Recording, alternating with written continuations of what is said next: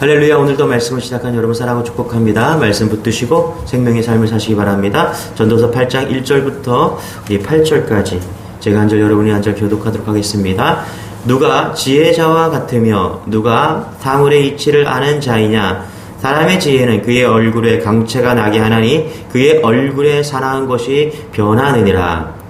내가 권하노라. 왕의 명령을 지키라. 이미 하나님을 가리켜 맹세하였음이니라. 왕 앞에서 물러가기를 급하게 하지 말며 악한 것을 일삼지 말라. 왕은 자기가 하고자 하는 것을 다 행함이니라. 왕의 말은 권능이 있나니 누가 그에게 이르길 왕께서 무엇을 하시나이까 알 수 있으랴. 명령을 지키는 자는 불행을 알지 못하리라. 지혜자의 마음은 때와 판단을 분별하나니 무슨 일에든지 때와 판단이 있으므로 사람에게 임하는 화가 심함이니라. 사람이 장래일을 알지 못하나니 장래일을 가르칠 자가 누구이랴. 바람을 주장하여 바람을 움직이게 할 사람이 없고 죽는 날을 주장할 사람도 없으며 전쟁할 때 모면할 사람도 없으니 악이 그의 주민들을 건져낼 수 없느니라. 아멘. 자, 오늘 1절부터 8절까지 한마디로 정리하면요, 이렇게 말할 수 있어요. 말씀이 풀리면 모든 것이 풀린다. 이렇게 볼 수 있습니다. 불안도 풀리고 막혀있던 것들이 풀리고 우리의 인생이 풀립니다. 뭐가요? 말씀이 풀리면. 그래서 인간의 지혜가 뭐냐? 우리가 전도자가 말하는 인간의 지혜, 허물을 이길 수 있고 정말 우리가 얻을 수 있는 지혜가 뭐냐? 하나님인데 그 하나님의 말씀이다. 말씀을 붙들면 우리가 제대로 된 허물을 이길 수 있는 그런 사람이 되고, 말씀 저버리면 반대로 망한다. 이렇게 볼 수 있는 것이죠. 1절이 중요한데요. 우리 1절 한번 읽어볼게요. 시작. 누가 지혜자와 같으며 누가 사물의 이치를 아는 자이나 사람의 지혜는 그의 얼굴에 강체가 나게 하나니 그의 얼굴에 사나운 것이 변하느니라. 1절 이 한 절만 가지고도 엄청난 설교가 나올 수 있는데 1절에 이렇게 잘 살펴보는데 이렇게 말해요. 사물의 이치를 아는 자 이렇게 되어 있거든요. 여기 사물이 뭐냐면 다바르라는 말을 써요. 다바르. 사물로 번역되어 있는데 다바르는 말씀입니다. 그래서 사물의 이치 이렇게 번역할 수도 있는데 말씀의 이치, 말씀으로 번역하는 게 맞는 것 같고요. 말씀의 이치 대신 말씀이 해석되는 것. 그러니까 사물의 이치, 그러니까 말씀을 해석하는 자 이렇게 번역할 수 있죠. 제가 볼 때 후자가 좀 맞는 것 같아요. 그래서 말씀이 해석되는 자, 말씀이 풀리는 자, 이게 엄청난 은혜가 있다는 것입니다. 그래서 말씀이 풀리는 자, 엄청난 은혜를 받는다. 뭐 이렇게 볼 수가 있는데, 여러분, 우리가 말씀이 풀리면 인생이 풀립니다. 여러분들 핸드폰 패스워드 걸어놓죠? 못 보게. 그러니까 휴대폰을 걸어놓으면 다른 사람은 쓸 수가 없죠.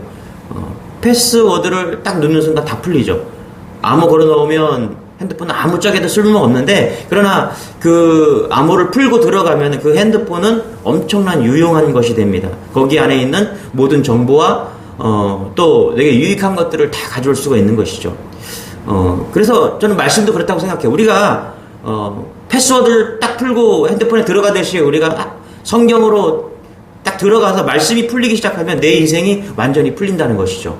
여러분, 고난이 그렇죠. 고난이 해석되고 풀리면 뭐 아무것도 아닌 것이죠. 고난이요. 예를 들어서 우리 셋째 가질 때 그런 그 와이프가 사모가 어느 날 좀 속이 안 좋대요. 그러면서 몸이 좀 늘어지고 그렇대요. 몸이 뭐가 안 좋은가 보구나.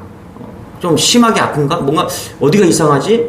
막 그런 생각이 막 드는 거예요. 며칠 그렇게 됐는데 나중에 병원 가서 확인해 보니까 아이가 이제 셋째가 생긴 거죠. 무슨 얘기예요? 고난이 해석되는 거예요. 처음에는 배가 아프고 뭐 속이 좀 이상하니까 뭐 잡히는 것 같아. 암인가? 뭐 이럴 수 있잖아요, 그렇죠? 그러니까 근데 나중에 병원 가서 물으니까 아이가 임신했다 이렇게 나온단 말이죠. 그게 해석이 되는 거예요, 고난이요. 고난이 풀리는 거죠. 그러면 풀리기면 아무것도 아닌 거예요. 뭐 이게 지금 나한테 몸에 병이 왔나, 암이 왔나, 막 이런데 고난이 풀리니까 고난이 해석되는 거죠. 마찬가지입니다. 하나님 말씀이 풀리면, 여러분, 우리가 예수를 믿는데 말씀이 풀리지 않으면 답답합니다. 그러나 우리가 성경이 풀리기 시작하고 말씀이 풀리기 시작하면요, 우리의 인생이 풀립니다.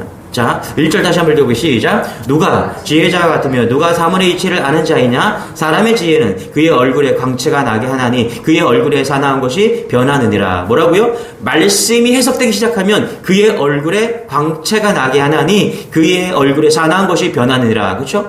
사물의 이치를 아는 자. 그렇죠? 우리가 뭔가를 다 알잖아요. 그러면 너 내가 저거 알아. 여러분 자동차 다 아시죠? 운전할 수 있잖아요. 내 안에 내부를 다 안다고 생각해 보세요. 자동차 망가지고 뭐 다 해도 다 알기 때문에 내 안에 광채가 납니다. 다 아는데 뭐. 그죠? 마찬가지 하나님 말씀을 다 이해하는 자는요. 하나님을 아는 자라면 어떻게 얼굴에 광채가 나게 되어 있다는 것이죠. 반대로 얼굴 안 좋은 사람들이 말씀이 안 풀려서 그래요. 우리가 교회 다니는데 말씀이 안 풀려요. 신앙생활이라는 게 말씀이거든요. 근데 그 말씀이 안 풀리는 거예요. 내게 주어진 말씀이 풀리면요. 얼굴에 광채가 난다니까요. 말씀 해석이라는 게 마음의 역사거든요. 그래서 내가 말씀이 들려지기 시작하고 풀려지기 시작하면요. 얼굴에 광채가 나기 시작합니다. 어떤 사람이 정신적으로 너무 압박이 심해요. 근데 설교 한 편 듣고 나서 말씀을 묵상하고 나서 말씀을 듣고 나서 얼굴이 풀렸습니다. 말씀을 통해서 풀리는 거예요. 공황장애가 풀리고 질병이 풀리고 염려도 풀리고 그렇죠? 내 몸이 안 나도 괜찮아요. 내 몸이 나았다고 풀리는 게 아니에요. 그러나 말씀이 들려지면 그 고난의 이유를 알게 되고 깨닫게 되는 거예요.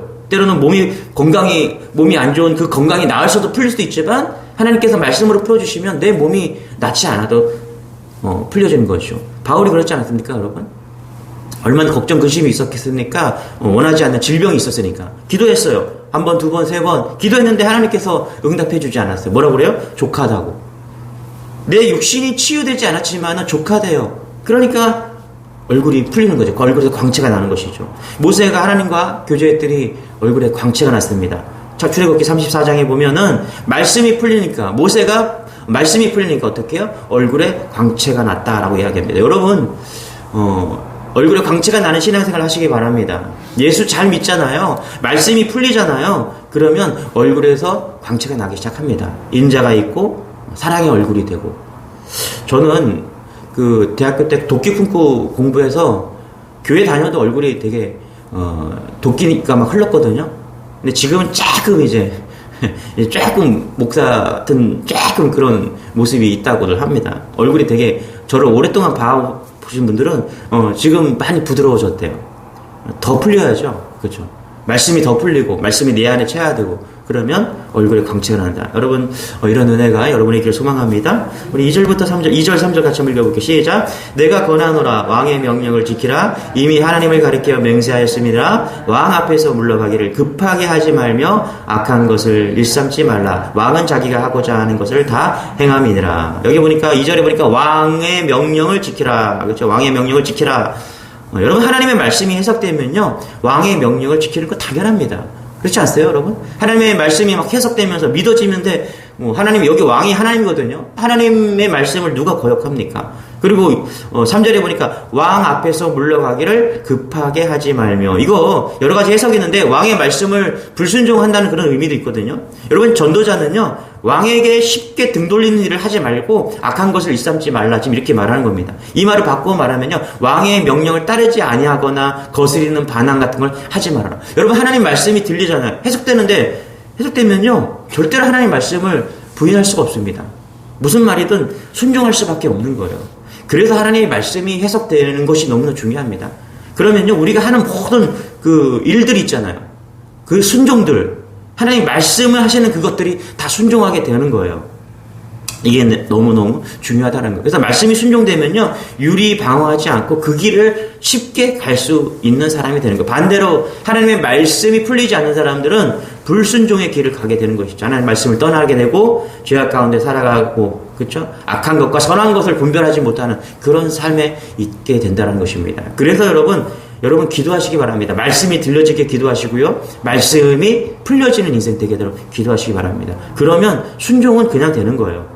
우리 5절, 4절, 5절도 같이 한번 읽어볼게요. 시작. 왕의 말은 권능이 있나니 누가 그에게 이르기를 왕께서 무엇을 하시나이까 할 수 있으랴. 명령을 지키는 자는 불행을 알지 못하리라. 지혜자의 마음은 때와 판단을 분별하나니. 그렇죠? 여기 보니까 왕의 말은 권능이 있다.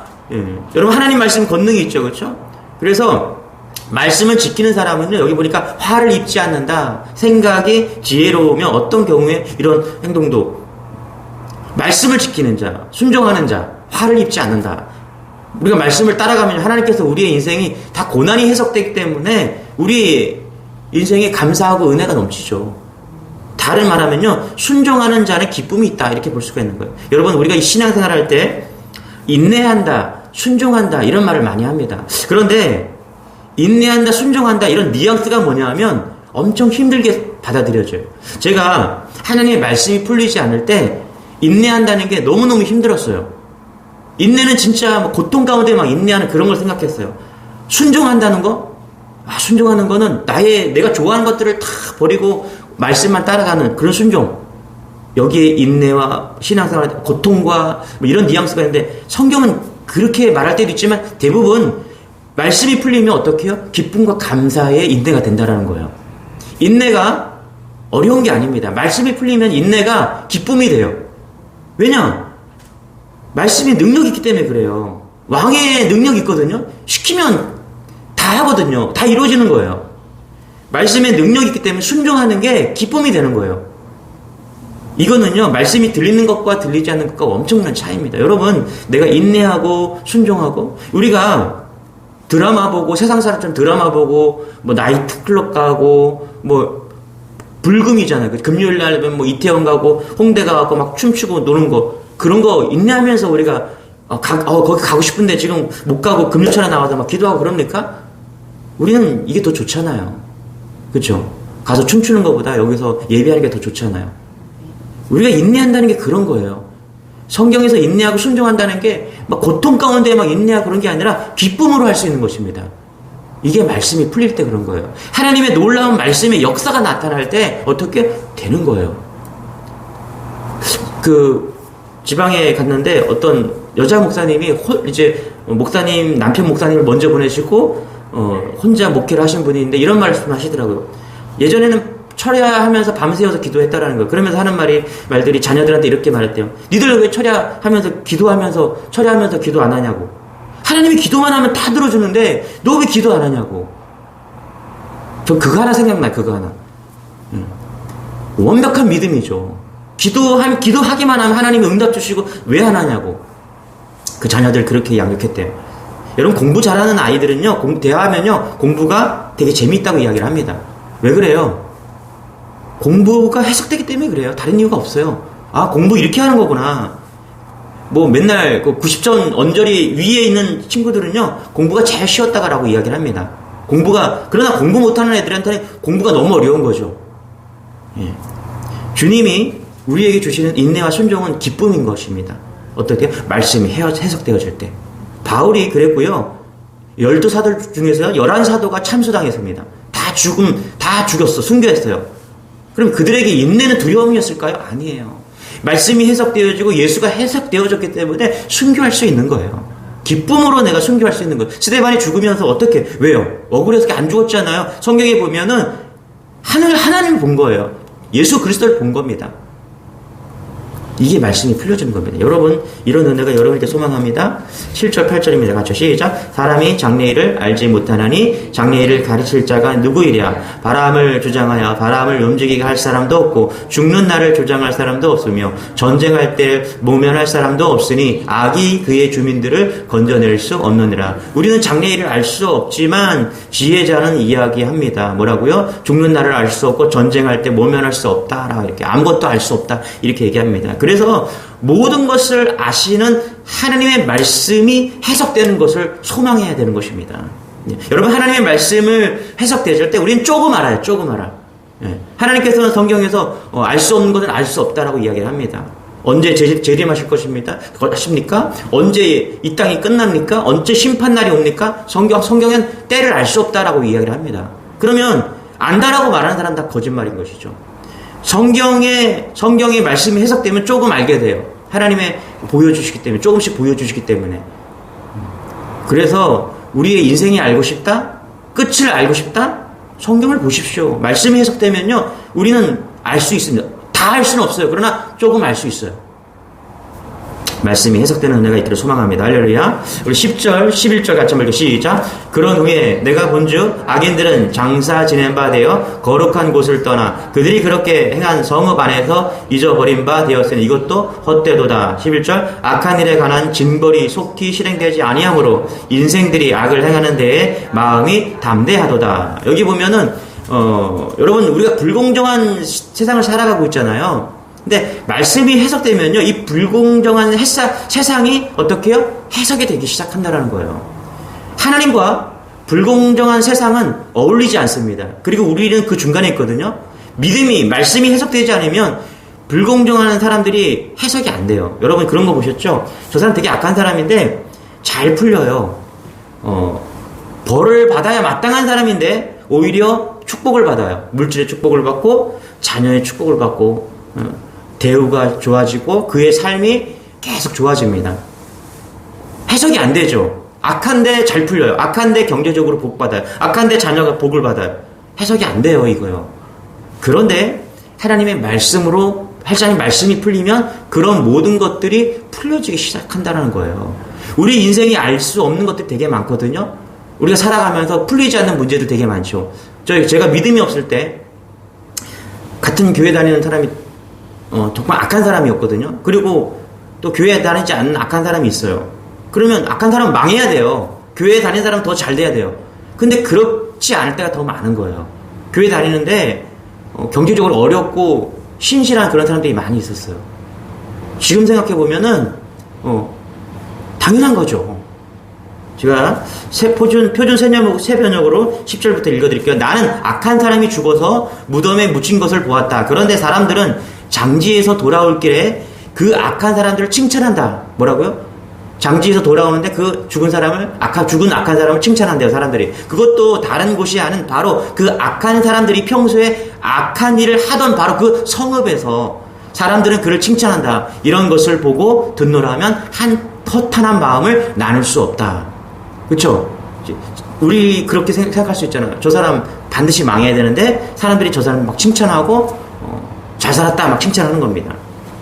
이런 일을 볼 때 말씀이 해석되지 않으면요, 우리가 얼마나 낙심합니까? 네. 나한테 고통 줬던 사람들, 나에게 해코지했던 그 사람이 막 잘 풀리는 거예요. 하나님이 살아계시긴 할까? 네. 이렇게 물을 수 있다는 것이죠. 여러분, 말씀이 풀리면 우리는 이런 상황들을 해석되기 시작합니다. 할렐루야.